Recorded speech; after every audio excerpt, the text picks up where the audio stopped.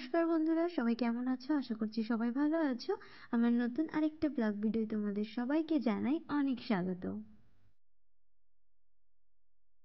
আজ সকালবেলা ঘুম থেকে উঠতে বেশ দেরি হয়ে গেছে। ভাইকে কোনো মতে খাইয়ে দিয়ে টিফিনটা পাঠিয়ে দিয়ে আমি এখানে আটা মাখতে বসেছি। এদিকে চাটাও বসিয়ে দিয়েছি আর আমার চিয়া সিডটাও ভিজিয়ে নিলাম। সব কাজ এক হাতে আজকে সামলাতে হয়েছে আমাকে।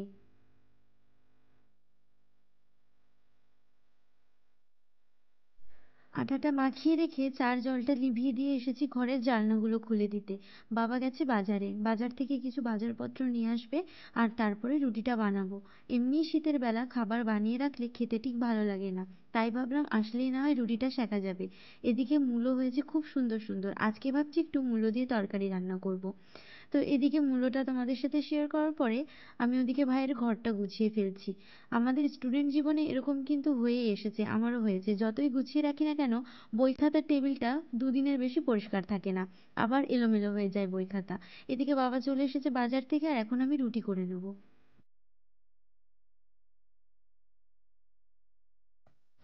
একটা রুটি বেলে রেখে গেছিলাম, তার কি সাংঘাতিক অবস্থা দেখো। রুটিটা পুরো আফ্রিকার ম্যাপ হয়ে গেছে, এদিকটা বেশি ওদিকটা কম, দেখে জাস্ট হাসি পাচ্ছিল। এখন একটু তেল দিয়ে রুটিগুলো ভেজে নেব, কারণ তেলে ভাজা রুটিটা মা বাবা খেতে খুবই পছন্দ করে। সচরাচর বানাই না, খুব রেয়ারলি বানাই, তাই আজকে ভাবলাম একটু বানাই। তো আমার রুটি করা কমপ্লিট। এদিকে আমি মাইক্রো ওভেনে একটু ডালটা গরম করে নিচ্ছি, গতকালকে ডাল ছিল, তো ওটা দিয়ে আজকে রুটি খাওয়া হবে। তো এই হচ্ছে আমাদের সকালের খাবার দাবারটা গুছিয়ে দিলাম, মা আর বাবা একসঙ্গেই খায়, তো সেই জন্য একসঙ্গেই খাবারটা বেড়ে দিয়ে আমি আমার কাজগুলো আবার লেগে পড়বো।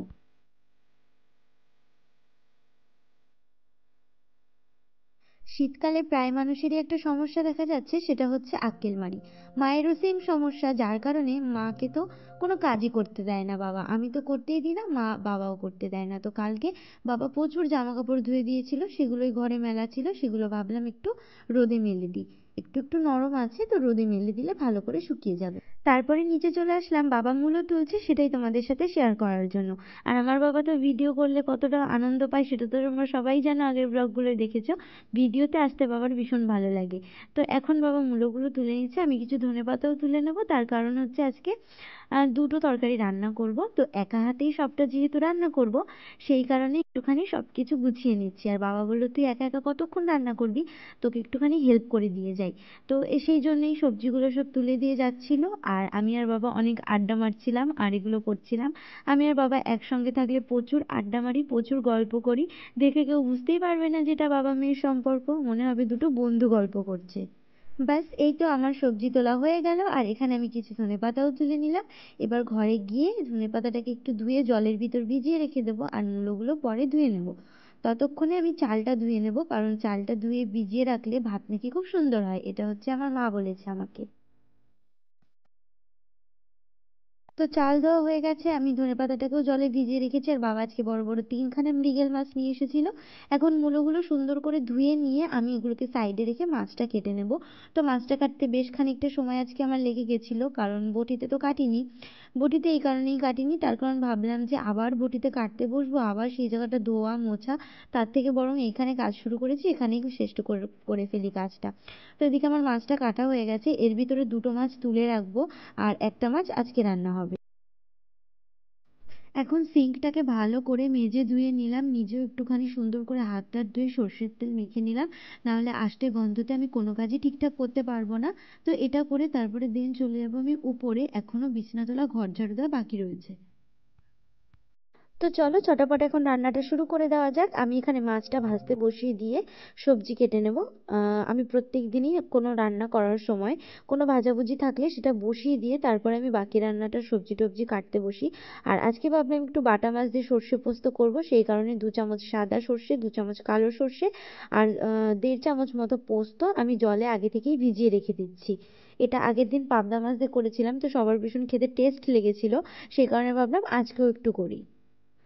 তো এদিকে চলো মূলোগুলো কেটে নিই ঝটাপট করে। প্রথমে ভেবেছিলাম মূলোগুলোর খোসা ছাড়াবো না, তারপরে দেখলাম যে ওপরে একটু একটু কেমন কেমন আছে যেন, একটু খুঁত খুঁত লাগছিল, সেই কারণে হালকা হালকা করে একদম পাতলা পাতলা ওপর থেকে একটু খোসা ছাড়িয়ে মূলোগুলো কেটে নিলাম।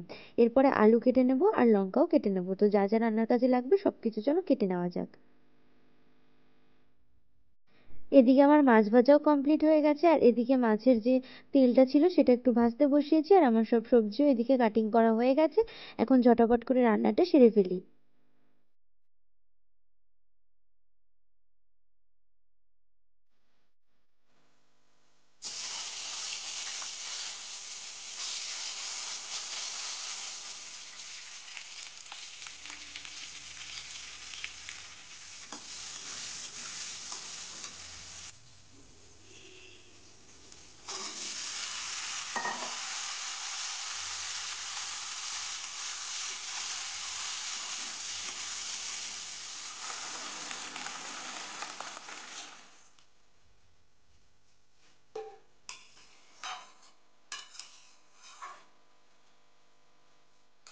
তো ওদিকে তরকারিটা ফুটতে দিয়ে এদিকে চলো আমি বেটে নিই সেই সাদা সর্ষে কালো সর্ষের পোস্তটা, এখন বেটে নেবো, সাথে কিছু কাঁচা লঙ্কা দিয়েও আমি বেটে নেবো।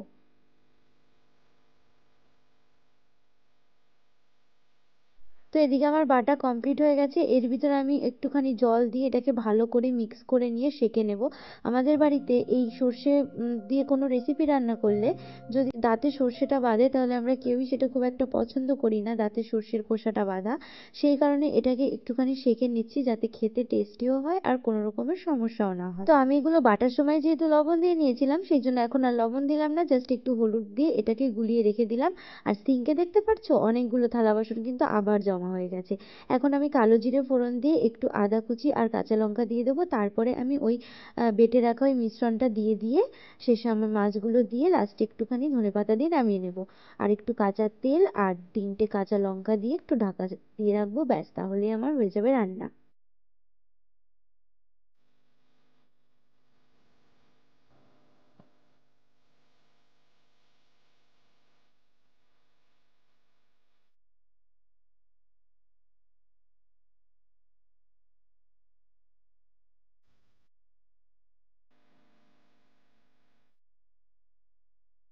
রান্না বান্নাটা সেরে স্নান করে পুজো দিয়ে এ বাড়িতে চলে এসেছি এ বাড়ির কি অবস্থা দেখার জন্য।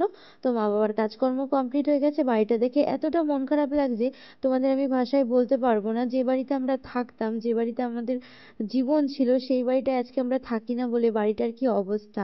আশেপাশে ঝোপঝাড় জঙ্গল হয়ে পাতা পড়ে যে কিরকম অসহায় অবস্থা, আমার দেখেই ভীষণ খারাপ লাগছিল। আর এই জায়গাটায় যে যেমন ভাবে পেরেছে সে সেরকম ভাবে ইউজ করছে। তো এখানে ঠিক করা হয়েছে যে চারিদিকে পুরো কাঁটার তার দিয়ে ঘিরে দেওয়া হবে। কারণ তারপরে বাড়িতে চলে এসেছিলাম আর কি, বিকালবেলা মাঠে খেলতে গেছিলাম, খেলে আস্তে আস্তে সন্ধ্যা হয়ে গেছিল, তারপরে আমি এখন জামা কাপড় তুলে নিচ্ছি, মা শুয়ে রয়েছে, বাবা বাজারে গেছে। তো আজকের ভিডিওটা আমি এখানেই রাখছি। আমার ভিডিওতে যদি তোমাদের কিছু ভালো লাগে অবশ্যই লাইক কমেন্ট শেয়ার করে পাশে থেকো। আর নতুন বন্ধু যদি আমার ভিডিওটা দেখে রাখো অবশ্যই চ্যানেলটা সাবস্ক্রাইব করে পাশে থেকো। তো চলো আজকে টাটা, তোমাদের সাথে দেখা হবে আবার কোনো নতুন ব্লগে। ততক্ষণে সবাই সুস্থ থেকো, ভালো থেকো, আর আমার অনেক অনেক ভালোবাসা নিও।